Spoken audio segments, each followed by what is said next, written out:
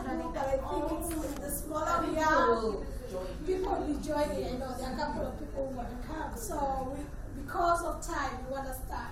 And I really welcome you to this session. It's all about poverty, but we are not going to talk about why this poverty. We are going to discuss how we can eliminate that poverty. My name is Edna. I'm a native of Kenya, but I live in the US. And but always I'm proud to say I'm Kenyan. So you hear my accent, it's Kenyan, I've never changed, and there's a reason why I don't change it. Because of it. Together with me this morning we have Dr. Shireni. Yes. She's gonna present, and also Lynn Hope Thomas will be presenting. We have three of us, it's an hour. We are looking at presenting for about 40 to 45 minutes and leave 15 minutes for Q&A. So it's going to be a very interactive session, and I think it's going to really benefit everyone because for us, we don't want to talk, we don't have all the answers, but we know that you all who are seated here have solutions in your countries, what you've done, what's working, what's not. With that, I'd like to right on start on. I have a few slides to do an introduction, and then I'm going to let Dr. Shireni to go, and then Lynn to go. So our title today is Breaking the Cycle of Poverty by Inspiring Change, and it's all about inspiring the change that we need. What's poverty anyway? Because a lot of people really, if they look at, and I hate using this word, developing countries, they are actually not developing countries. Every country is developed in their own context. Let's know that way. So the economies could be different, but they are actually developed. But poverty really, I was looking at that, it's really when the condition where people don't have enough food, shelter, clothing, but really poverty to me, it's the absolute one where we want to talk about is when people are really stressed out, not to get the nutrition or the nutrition side of things. That's really where we want to focus on that aspect. The relative poverty is when if someone has a Mercedes-Benz and they have a Toyota, maybe I'm not so poor, it's because I can only afford a Toyota and someone else can afford a Mercedes-Benz, that's fine. But I don't look at that as a poverty scale. Next slide. I come from the humanitarian field, and that's really critical for me to go back and see why poverty is really critical for us, because majority of the people that we work with in these countries really earn under $1 and under $2, and that's not really enough for their schools and not enough for what they do in their communities. But for me, what I would like to see is how can we alleviate these poverty traps that we have. In my studies, and I've done this for over 20 years, there's really a cycle of trapping where we have, if it's an economic trap versus a development trap, where you find people don't have enough money for so many reasons. But on the development aspect, you'll see a big trap saying, if people had low levels of education, obviously they won't have a good job. And obviously with that low job, which really earns them enough money to take care of their family, they won't be able to do a saving, neither will they be able to invest, and then their household incomes are really low. So it's a cycle. I would like to see us break that cycle in very many ways, and I know the folks, my colleagues are going to present. I'm going to bring on the business perspective, the attitudes perspective. Why can't we change that? And to me, on the broad side is the economic side of things. Why can't we be able to think the other way? We don't want to focus on handouts, as the Western economies usually think of just giving the South countries handouts. I'm so proud of the South-to-South development nowadays, not the North-South development, not that it wasn't good, but for me, it wasn't really helping the Southern countries to develop. having the technologies being spread out is going to be really key. And this poverty trap is really where I'm going to have my key colleagues who are going to really share what that means on a business perspective. That's what it means on a private sector perspective. We know we've tried with our governments, and it's not really working. Their policies are not really helping everyone. Why can't we go to the other side on the private entrepreneurship, for example? You know, businesses, and then get that moving. Lastly, on my next two last slides is really what I've seen from the humanitarian and development perspective, some of the solutions that we are trying to initiate in what we do in our aspects. One of that is by eradicating corruption, really. Most of the countries, and before I moved to the United States, I thought, well, my native country, Kenya, wasn't improving because of the corruption that is happening from top down. But I found out corruption is everywhere, even in the United States. It's all a disease politically. And also, really, I'm going to touch base on the education side, because one thing that I found out that the type of education we give our young ones in the countries that we come from, and even in the United States where we live, is not very practical. Can't we change that mindset? We need to bring innovation from that. We need to get trainings that are applicable to the jobs that are actually for today and tomorrow. I was so surprised that the same exams that I did 32 years ago are similar to the same exams that kids do now. Are they going to be helpful, really? I don't think so. We need to change that mindset. And the last slide that I have is just the women empowerment. This week, last week and today, Sunday, now we're starting another week, we've been talking about women empowerment, inclusion, inspiration. To me, it's a drive of change because women are key, and that they are key drivers of change. If I can just ask all of you what you do, oh my goodness, you have tons of experience. My colleague here, Sarah from South Africa, can give you all the experiences that she has from South Africa, what she's done. So there's a lot of what we can actually share and get that. But lastly but not least, on my last bullet is, we see it every single day. If we can all stop spending money on wars and spend on economics, yes, that's going to really help us. Let's have the voice. Talk to your governments. Talk to your members of parliament. Talk to your senators. I'm very active in Congress because I go back to my senators and say, you know what? We need more appropriation because it's not going to help us see people being killed. We are not doing what we're saying. It's not humanity for me. It's not the dignity that we have. With that in mind, I'd like to introduce my next speaker, Dr. Shireni, to talk on the perspective of on the business side. She has tons and tons of experience of what she's done around the world, globally, as a tough lady. So welcome, Dr. Shireni, and let's have you here. Thank you so much. Tough. They say dynamite comes in small packages, right? I'm one of the short ones, but anyway, you raised a very, very good introduction there on defining what poverty is. And I've looked at it from it being a cycle, meaning it's generations and generations of impoverishment, where people have just lost hope. And some of them have been defined a certain way because for years, it started in the grandmother's generation, the mother's generation, and it's now, the child's generation where they just feel they can't break free. So this is an aspect that we are having to battle with, particularly in my part of the world, which is Africa. You've got these generations that have really been trapped in this poverty cycle. Year in, year out, 5 decades down, it's still, the same kind of thing. So I basically said, what is it that has caused this and who's most affected?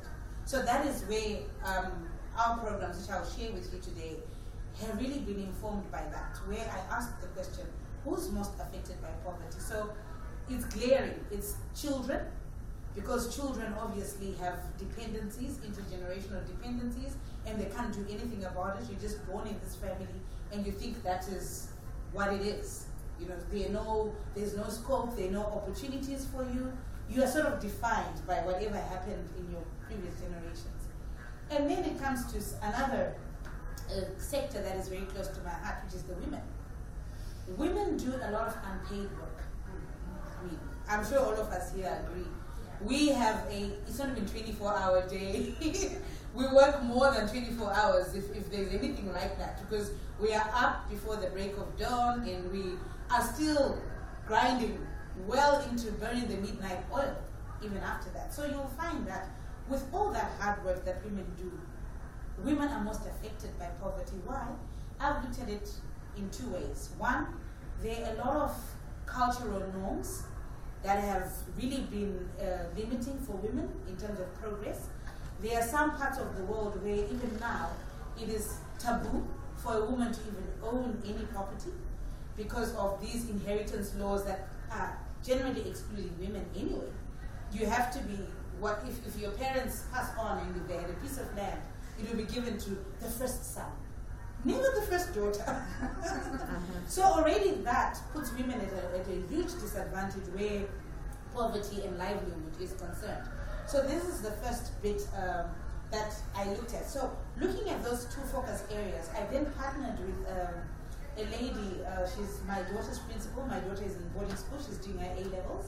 So her principal has got a new model of education, which is what I liked when I heard you speaking there, where she is putting a blend of academic knowledge as well as skills training. So she's training the girls on 22 different skills. That involves construction. She's actually teaching them how to make hydroform bricks at school. She's teaching them fence making. She's teaching them how to make shoes, basket weaving, potato growing, mushroom farming. It's 22 broad skills that she's been teaching the girls. So I was speaking to her some point last year, and I then say to her, why don't you extend what you're doing with the girls, which you're doing so well at the school, to the women in your community? And she was like, those women were very wicked to me. Because she grew up in that community. She actually learned at a mission school next to the school that she owns now. And unfortunately for her, when she was doing her A-levels, she moved from there and then she became pregnant, which is normally a story that a lot of women can resonate with.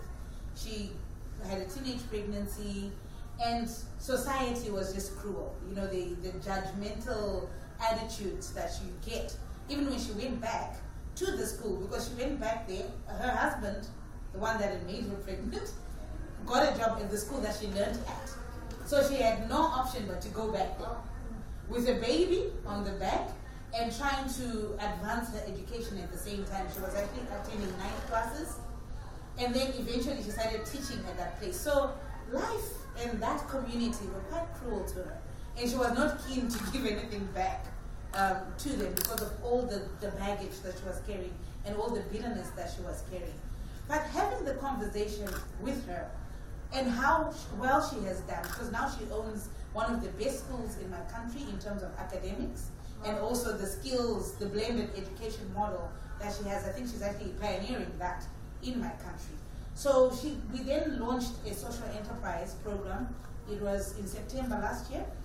After, to entice her, I invited her to a Women Advancing Africa conference in Tanzania. It was being spearheaded by Gracia Michelle last year in August. So when we came from there, and all the time there in the plane, I kept on re-emphasizing how well she has done with the girls and how I think, working together, we can actually then create a social enterprise for the women in that community. So we launched that program in September. I actually went there personally to speak to the ladies, and it's amazing how people that have never been in a classroom, people that have never owned anything, people that had very low self-esteem, low confidence levels, have so many amazing skills that just needed someone to inspire them to actually believe in themselves and say, you know what, I can do it. So a lot of these women started learning basket weaving. This is one of the baskets, handmade, that this group of women, it's a group of about 750 of them who we started the pilot with. So basket making is just one of the 22 skills that they're doing. And these baskets are actually attracting tourists. Yeah. They're actually being sold at arts and crafts markets. So there's a group that said, yes, so there are people that, and this is all handmade. It's all about beadwork. I'm a chartered marketer by profession, so all I did to these women was to teach them about packaging, branding, how you package your work. Initially, they were just doing the plain basket, and then I just say to them, you actually need to enhance it a little for it to sell at a higher price and for you to actually break free and make real money. So they started beading on top of the baskets, and this is what they came up with. They even did lining of the basket. And the cost of this is $3. It's under $3. Wow. Buying the actual straw that they use, the fabric, it's about 50 cents a meter, and for the lining you need just a little bit, as you can see. And then for the beads, it's about $1 for a bundle of beads, different colors. And then they just sold. So within under $3, they're able to produce a world-class basket, which is one that I carried with me just to show as an example to the team here, to say this has been done by people that have never been to school. People that have just been inspired to do something. And whilst they're doing the baskets, this is a zero funding project. No bank, no NGO has put in any money. They're just using the skills that they have to grow in their own capital base and build an economic footprint that will then attract funding.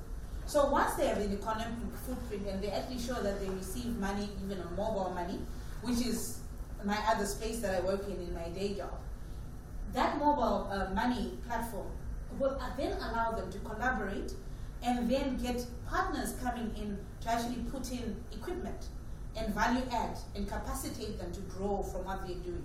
So but there's basket weaving. Then there's a group that have been doing potatoes. That area is very good for potato farming. What they were doing in the past is just put the potatoes in a little bucket by the roadside and sell. So again, the marketing mind came in and told them, you know what, you could be making a whole lot more if you just put this in a nice packet. And take it to a supermarket. Because no one in the supermarket is going to come and buy something off the road in a packet. But if you put it in a nice little branded plastic, already you are now penetrating new markets that then extend or expand your sphere of influence and your sphere of income. Because by the roadside is just your small little group around people that will drive up that area, and they'll shortchange you anyway because they'll probably tell you, I'm only buying this for $3 or $5. Yeah. But once you package it, you're now being able to approach big supermarket chains. And they say, how do I even go and speak to a supermarket? I only have 5 hectares or half a hectare to do my potatoes. Then I say it's collaboration. If you combine your 5 hectares with her 5 hectares with her 10 hectares, you are able to approach ShopRite Checkers or TM Pick and Pay group and then say, we can actually give you 1 ton of potatoes every 3 months. So already you've changed the mindset. And now people are saying, okay, if I work with her, or if the 10 of us come together with our small little pieces of land and we all produce a good quality potato crop and the yield is very good, we can actually take it to these shops and get more for it to reinvest in our business. So there's a group that is doing potatoes and they're doing it very well. There's also another group that have been doing peaches and bananas because the area is quite good for that kind of horticulture type of crops. But the challenge that we're having is whenever they would harvest, they would then find a little truck, take it to the market, and a lot of it would rot along the way and all that stuff. So all they did now, the school owns a drying machine. Because the school has a bit of food processing equipment. So what they're doing for those overripe peaches and overripe bananas, they're actually drying them in this drying machine, packaging them into small little snackable healthy snacks, and actually taking them to market.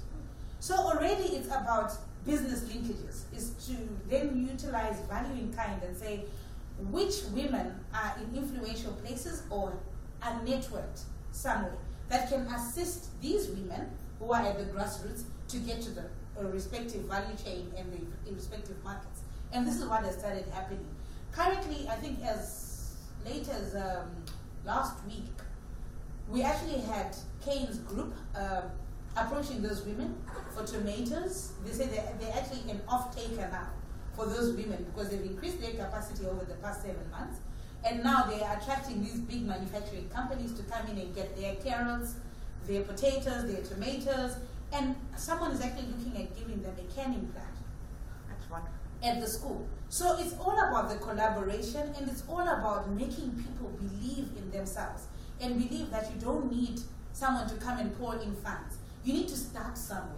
And as you start and as you build on what you have, you are able to actually attract more investment to come and grow the business. So now people have really started looking at that area in a big way, and they're looking at putting up an industrial hub. I think by the end of this year, something should be already there.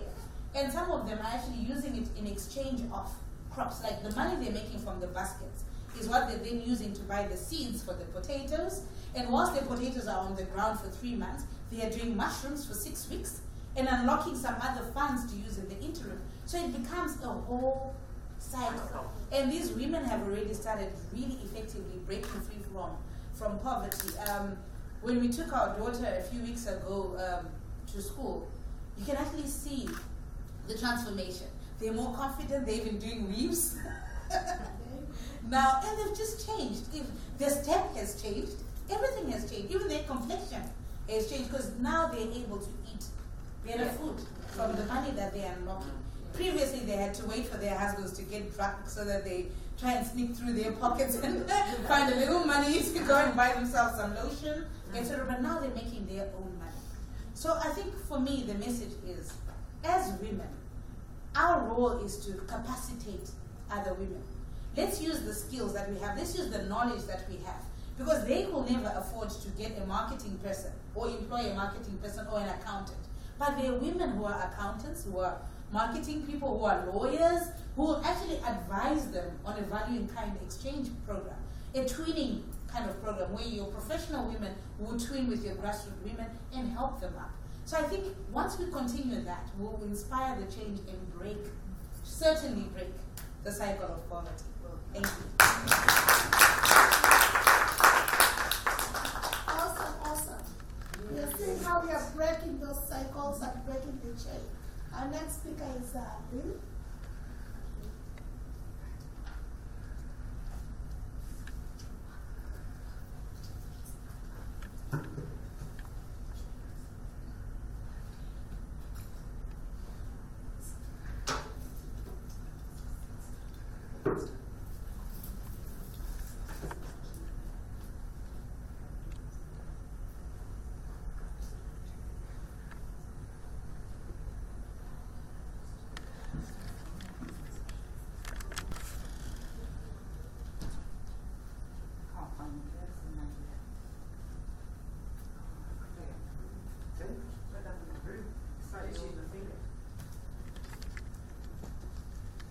You just start It looks like it's responding. It's a backpad, but I can't see where it's from. It looks like it's responding.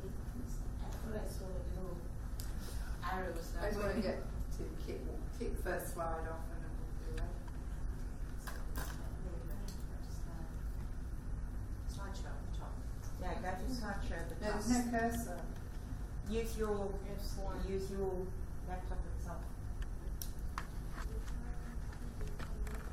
Just preparing that, I'd just like to say how wonderful it is. What a great start from Edna talking about her view of poverty, but a very practical business side which has come from the doctor there. Real, sorry, I'm not going to but it's fitting in perfectly, which reminds me of how it's so defined here that there's something magical about the connection between all of us. And what my part is going to come in with is a slightly different angle, but it captures the about the beliefs around poverty, because none of us are any different, whatever country we're in. I mean, there's no question of it. There is absolute poverty. Well, we're ready to start. If you'd like to hit the button. I'm just going to run through my introduction, who I am, poverty and cycle, the poverty mindset, changing the belief system, and then inspiring change. So, hi, my name is Lynn Hope Thomas. People think I might be from America. I'm not. I'm actually from the United Kingdom. I work in the corporate world. I work very much with process, business information systems. I'm a project manager. I work for these big corporates where they're all men, very much a man's world. And then my sort of evening job and weekend job is another side to me, where actually I'm an author. I've written a book called Breaking Through Loss. It's about grief, it's about traumatic loss as a child and the impact that had over the decades on my life. And the great thing is, it brought me to a world-renowned human behaviour expert called Dr. John DeMartini. And through his method, I learned what is probably the most leading-edge, fastest transformation you can go through. And I kind of want to share that with people. But coming to these events like WEF, I feel like I don't want to leave the corporate world behind, but I want to connect it to this corporate social responsibilities. I want to try and convince those more wealthier corporates of their social responsibilities and the exciting things that are going on, so try and get more support so they can come and help in India, they can help in Africa, they can help those people in poverty. So that's who I am. Do you want to roll with it there? So yeah, I think Edna went through some of the different types of poverty. Poverty's everywhere. At the moment I'm working in Cardiff in the UK. As I walk through the high streets in the morning, they're everywhere. They're in the doorways, the high street, and I feel gutted because I'm a very empathic person and I want to help everyone, but I can't do it with no money. I can't do it, so I'm trying to give myself a platform so I can become more powerful to enable that. The effects of poverty. There's been a lot of studies done, and basically it can affect 40% of children in poverty end up with two areas of function in their language and their emotional responsiveness, and that's quite devastating. 35% of poor families experience 6 or more risk factors. Obviously in those areas of absolute poverty, I dread to think of the risk factors, it's just too unbearable to think about. But those children who don't experience them, what is happening? They actually have their brains are developing differently to the ones who are going through all these stress factors.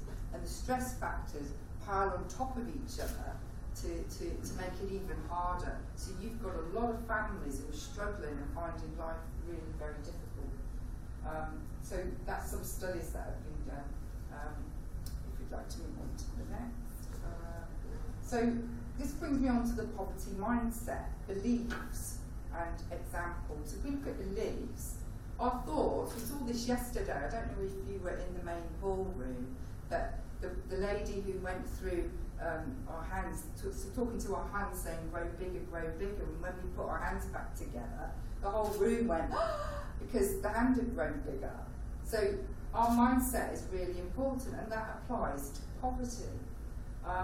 We have limiting beliefs, and we've talked about culturally, in your family, even in your country, around you, there's those, it's sort of almost, you become institutionalised and you don't even know that you can have other thoughts to get yourself out of the situation that you're in, and I'll give you some examples of that in a moment.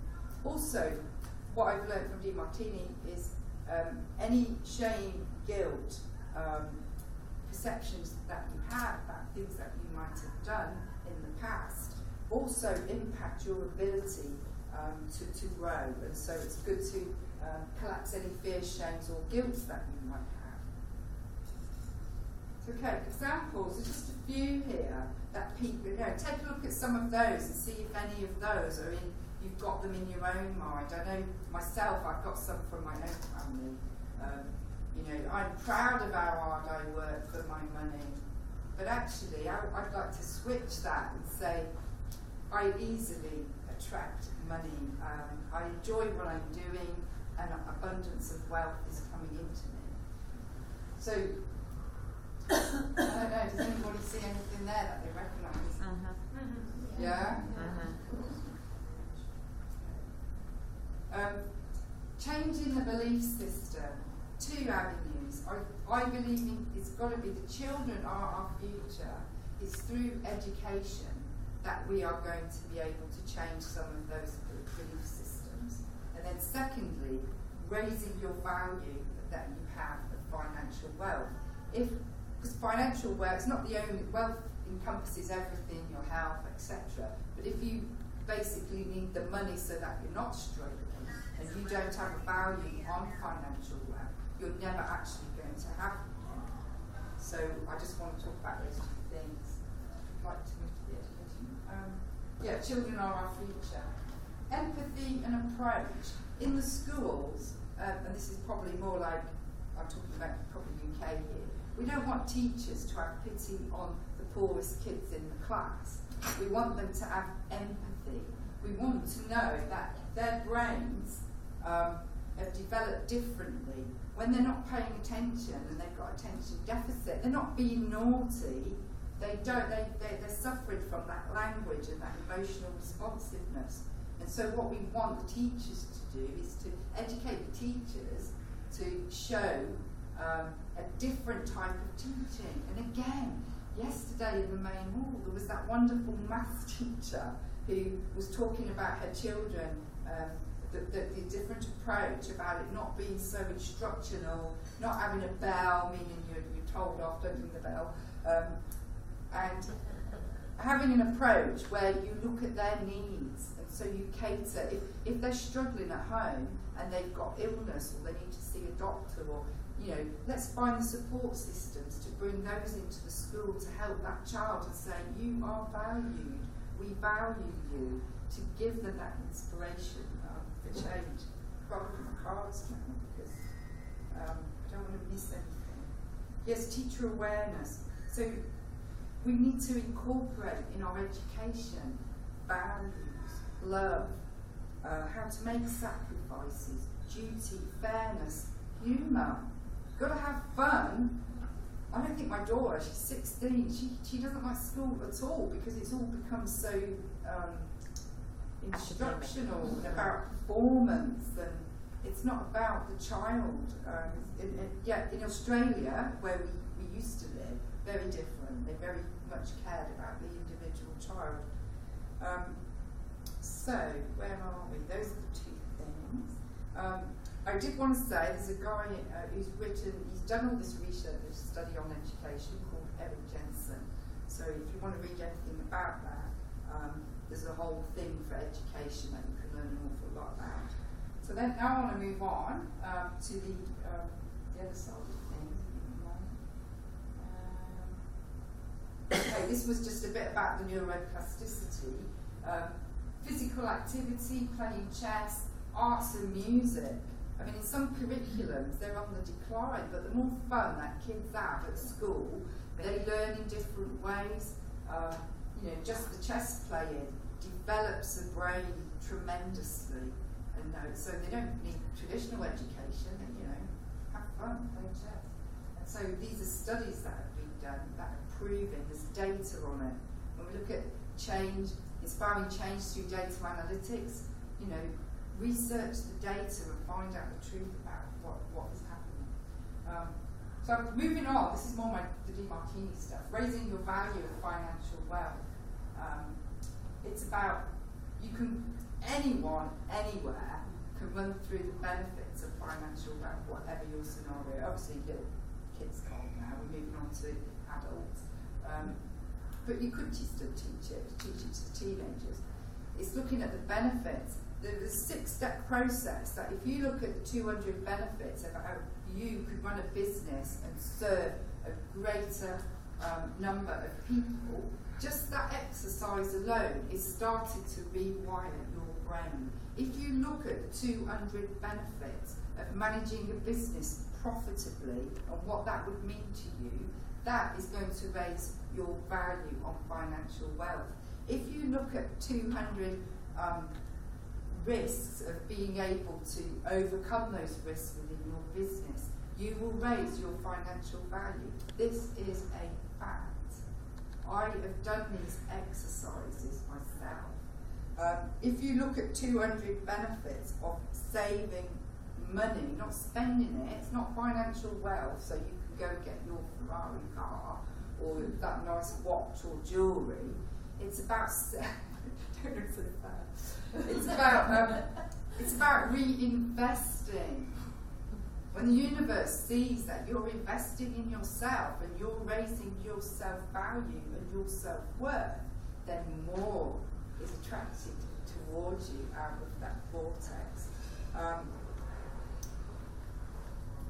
can't remember how many steps I gave you, but another one is, and I can, if you've got my cards on the table, I'm very happy to email those 6 steps towards increasing your financial value. So what I wanted to leave on now, there's a beautiful poem, I slightly adapted it by Maya Angelou, and this is about inspiring change. So even if I'm the poorest child in the village, and I learn this poem, it is going to give me inspiration, I believe. And it goes something like this. You may write me down in history with your... Sorry.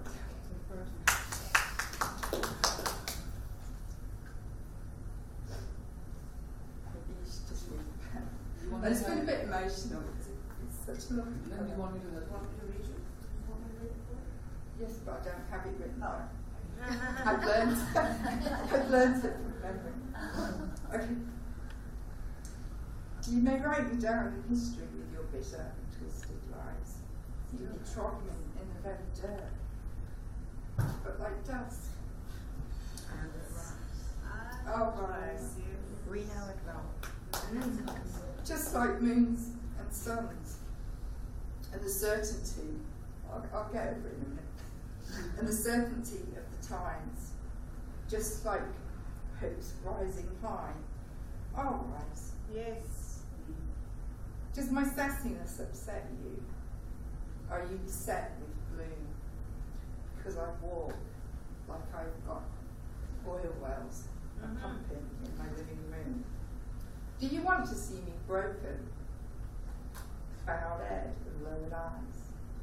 Shoulders falling like teardrops, weakened by my mournful cries. Does my haughtiness upset you? Are you beset? Do you find it real hard that I laugh out loud because I've got gold mines pumping in my backyard? You can shoot me with your words. You can cut me with your eyes. You can do something else to me, I've forgotten. But still, like air, I'll rise. Yes. Does my sexiness upset you?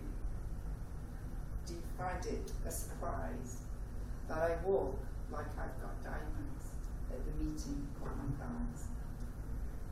Out of the huts of history's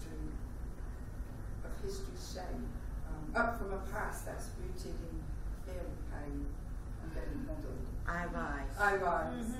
I'm a black ocean, leaping. Thank you. Sorry. I found it, leaping and wide, welling and swelling, I bear in the tide.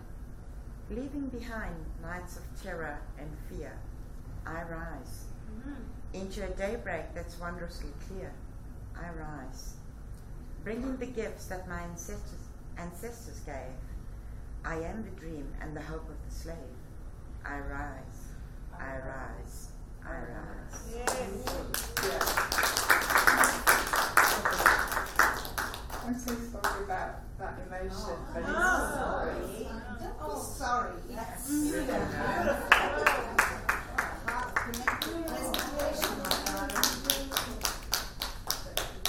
That's wonderful. In the next minutes. Actually, we're going to open the floor to everyone.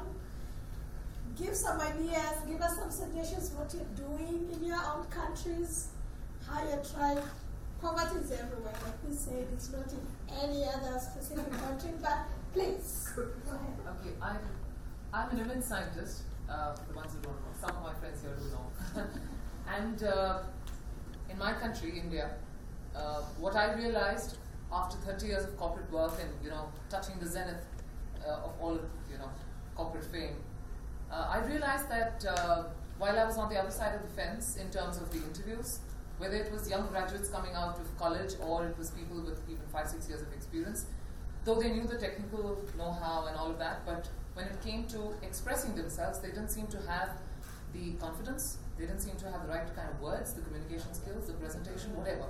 And it started bothering me to the extent that I decided that I'll just quit the entire corporate scenario and get onto a mission to make a positive difference to the youth of the country. And I started this a few years ago. So I go to universities, I go to institutions, and for no cost, I train young girls, boys, whatever, to get them to fulfill their dreams, to be able to feel more confident, increase their self-esteem in my own little way. And I like to, of course, in my own way, engage with young girls who are economically challenged. And so what I do is I go to colleges and I say, okay, fine, give me 5 girls that you believe have the potential, have the intelligence and the spark to be able to move forward, but they don't have the resources. So then they are on a one-on-one with me for 3 months, and again for no cost, I get them up and ready to face the world and go ahead. If there is in any way, whatever I do is just because I believe when God gives you so much, a part of us should be able to give back to society, and then financials never come in play. So that's what I believe, and that's my very small thing of doing what I do in terms of what I'm qualified to do. Apart from that, I love spending time with slum children, which I do over weekends. There is a lot of poverty in our country, and what bothers me is the beggary. And it's very sad when you see young girls and boys, coming on to streets and begging. We have So that. We have it in Blackpool. We've got prostitutes. We've got young children. And it's very disturbing. Prostitution on our streets in UK. It's not. So I go with little books, crayons, and sit with these children for hours together, talk to their parents, tell them not to send them to the streets and beg. And I talk to them, tell them stories about Mahatma Gandhi ji and Rani Lakshmibai and all other inspirational people around, give them a life of self-respect. So they understand the power of education, the power of being able to at least live life in the fullest way. Very small little things. I know they get excited. I go on my little scooter there and they're like, Didi, Didi, Didi means elder sister. And with these little, biscuit packets and small little things. And I just sit down, I sprawl there and I chat with them, and sometimes I take flowers for them. But I just believe that they have never seen all these things. Yeah. And it's really sad because when you sit in that slum area where you actually can't even breathe, it stinks so badly. So it needs, we go there for just a few hours, but they live there. And it's really sad. So if we can, I don't know in which way, I'm just sharing this because probably you all may be able to give me some more ideas in terms of how to amplify this a little better, or maybe get ideas for yourselves. But that's the little thing that I do. Thank you, absolutely, yes. And then I'm Sarah. I'm Edna's colleague, and I head up the South African branch of Rise Against Hunger. And it's a very important topic, this, breaking the cycle of poverty by inspiring change from within. And I think we've all been speaking from the perspective of those that are already in poverty and how they can break the cycle. But I think it's equally important for us, affluent, educated people, to also break that cycle and to change from within. And it's really sad that, also like you, Harvard graduate, MBA, doing well in the corporate sector, didn't think about the world around me. It was too far removed from me, but also I was doing my own little bit and I was content. That's the way we tend to behave as human beings. It's quite normal. And that change from within, for me, only came when my own child was in a serious car accident. And it brought my life to that because there was nothing I could do. For the first time in my life, I was helpless. My child was in a coma for 19 weeks. 3 days into his coma, my mom died. So The change had to come from me, from within. I sat there and I started thinking, if I didn't have the thing, what would have happened to my child? So what happens to those other children who are in this situation and their parents can't afford to provide the kind of medical care that I could? I saw then, I'm going to make the change. It was the most difficult thing I've ever done. I was too qualified, they couldn't afford me, this is the NGO sector. But today, here I am, 20 years later. When I joined Rise Against Hunger, we had 9,000 beneficiaries in 2015. Today, this is just South Africa, we have over 60,000 beneficiaries. No does not exist. In my vocabulary for the work that I'm doing, no does not exist. But more importantly, I think, is what one of the speakers says, empathy. Sympathy keeps people in poverty, empathy empowers them.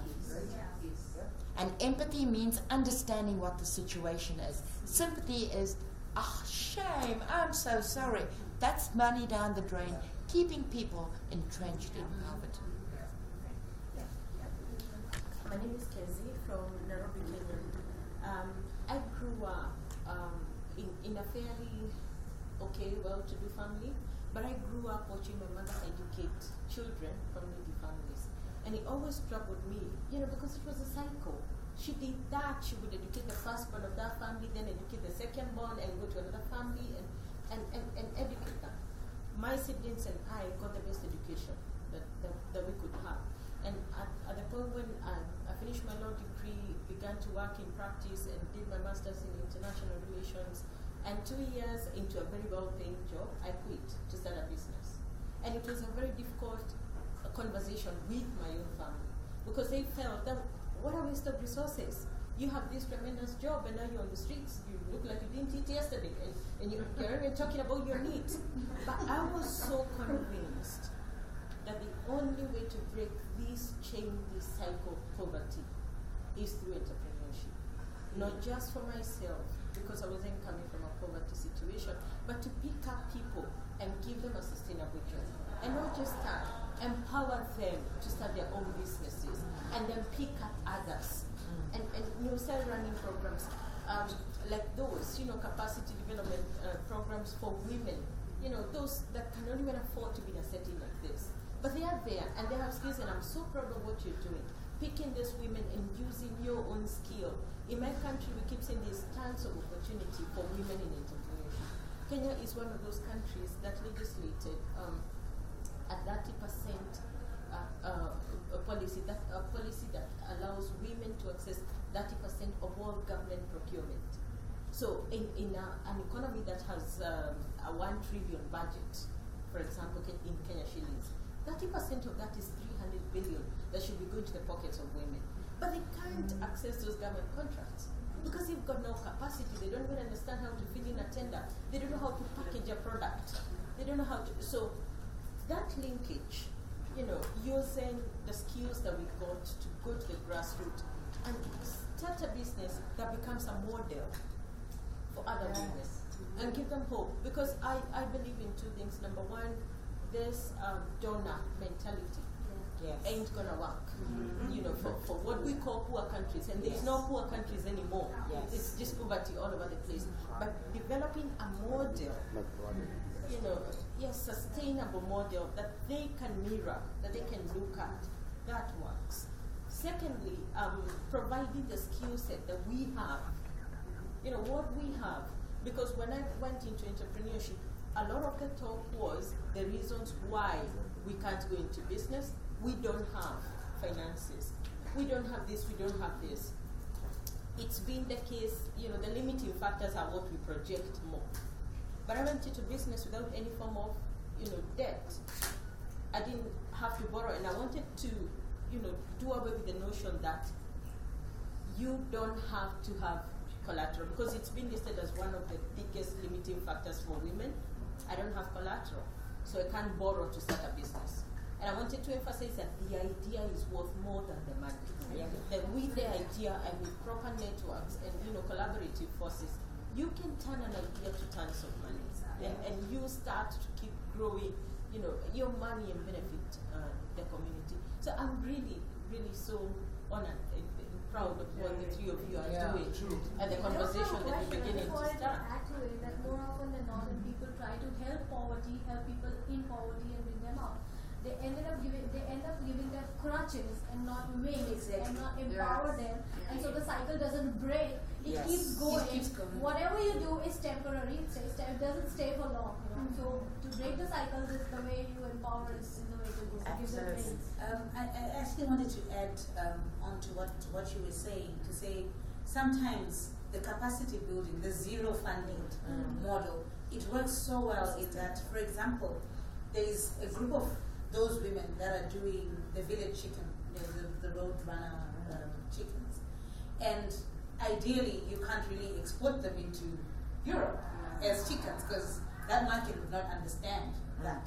But because they've done it so well in terms of growing all these thousands and thousands of chickens, they actually attracted some interest from Bill and Melinda Gates Foundation, who want to give them a food processing plant where they can actually make organic chicken sausages, organic chicken patties for export to Europe and the States, etc. So it says beneficiation, value addition, that will come, but you need to start somewhere. You start little and you start growing, and people will meet you along the way to capacitate you along the way, because they've seen that you already demonstrated the discipline to start something and grow it with no borrowing, no donor funds, zero funding. Just you and your 100 chickens. Yes. And you know the way you're breeding them, the next thing you've got 1,000 chickens. So it makes it easier for even funding partners to trust you, to say, how do we make this person go global? Scale it. How do we scale it for export? You know. But if you just come with your begging ball at the beginning and you say, I want to You start have a to just business, decide that there's you're no ready. proof, there's no economic footprint, there's no evidence of what you can do. Yeah. That cycle will remain. Yeah.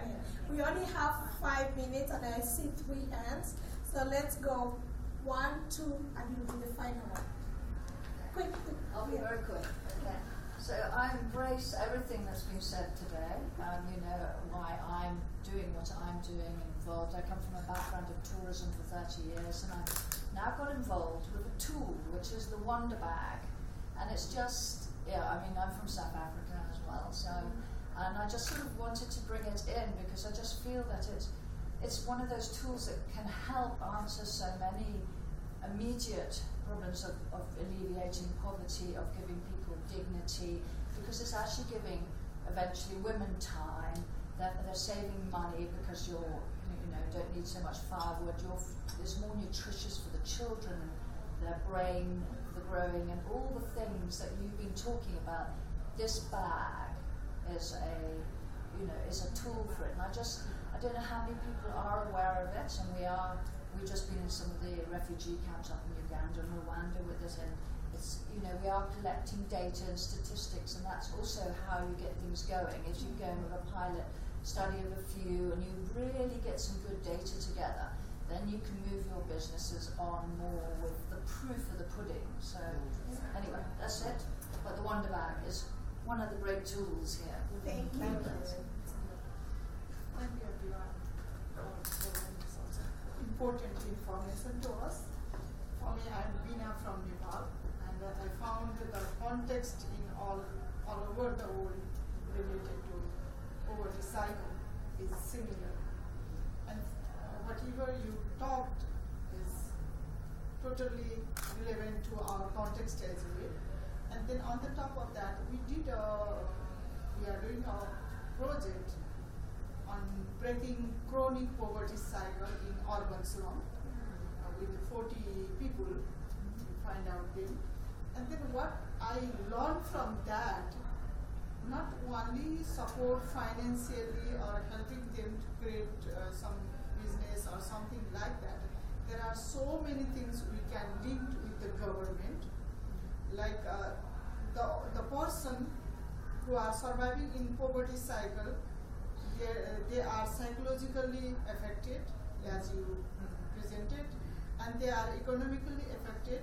They don't have a legal entitlement. They don't know anything about government services and provision that is for the people in poverty or for the women in difficulties and so on. and they don't know where to go. Their children are not visited any hospital and so on. So what we do, we try to link with the available resources with other organizations who are providing water. If the person cannot be independent, they can be interdependent.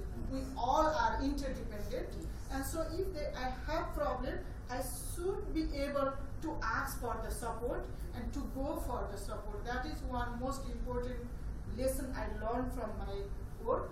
And the other thing is, as you are talking about zero funding, we encourage so many women. We have more than 3,000 women in zero funding project. They save ₹1 a day in 365 days, 365 rupees in the beginning, and later on when they start their own business, they can grow it. And so that they don't need to go to the rich person as a beggar. Please give me for my children's education, for my children's school uniform, stationery, or for my food for this festival and so on. They save small penny every day and make a group funding, and whoever is in need, they can take from the group. That I really appreciate with those saving from my women who are from so much in ground, and now they have their own business, and some are earning more than 500,000 in a year, and so I'm so proud with that I just wanted to share with you. And thank you. Thank you very much. I'm Florence Msunda, and I'm also from South Africa. And I applaud all the ladies, what you're doing, and all the other initiatives. The question I have is about how are you coupling what you're doing with literacy, education like financial literacy, financial modeling, and also wealth creation? Because what I've tend to, and somebody mentioned about donor, some of these projects are very also donor modeled. You know, one comes into a particular community, they do this great thing, but then there is no sustainability around it. So that's what I would like the detail to say, you know, the females that, yes, you are helping with a basket, you know, are you teaching them the marketing skills that you have? Are you transferring? Are you teaching them about sales pipeline? And, you know, how to, that's. Okay, I think a quick answer to that.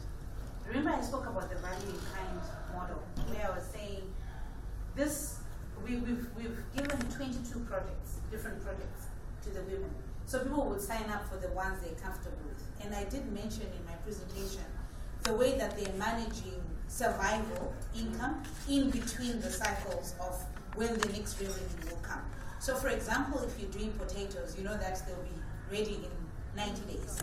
So in the interim, they'll do mushrooms, which will be ready in 6 weeks, then they can turn around. And then the basket is almost immediate. As soon as it's done, you can take it to market and sell. So they've got like, what we trained them on was the timelines, like the revenue cycles, and how they can sort of leverage on short-term cycles as they wait for long-term cycles, so that they don't wait, you know, for 90 days for their potato crop to then go to the market, and in between they're struggling and they're starving. So basically this is what we're saying, to say, as you're doing your baskets, you get your money in a week. That will assist you in having seed capital to buy your potato seeds, to put it on the ground, and in the interim have your little mushroom room, which, you know, you can actually then in 6 weeks be selling mushrooms. So they've got these like interdependent different revenue streams that are coming in. And also in terms of management, we always tell them that you need to treat your revenue buckets, or put your money even in envelopes. What we've done, and I think what has been a blessing in Zimbabwe currently is there's a cash crisis. Yeah. So they have no option but to use mobile money. So once your money is in the wallet, the temptation to go and withdraw it or cash it out and use it for something that is not really business related becomes very, you know, limited. So also that is teaching them how to manage the financial inclusion, to say, even when you do get cash, can you put your money in different envelopes? To say, this is my envelope for capital, this is my envelope for bread. So that you don't mix those various pockets. it's teaching them indirectly on how to save and inculcate that savings culture at that level. So that even as they get more, they already know how to manage their finances, how to juggle it around and save towards something. You know, even if you want a nice dress, save towards it. Thank you very much. I know we don't have time. This is a very interesting topic. This is a gift for someone. And I think it's a conversation we need to continue in the next few weeks and next few years, but it's all Group about snaps. Group snaps. Oh, group photo. Okay, so speaker photo and group photo. What are you doing?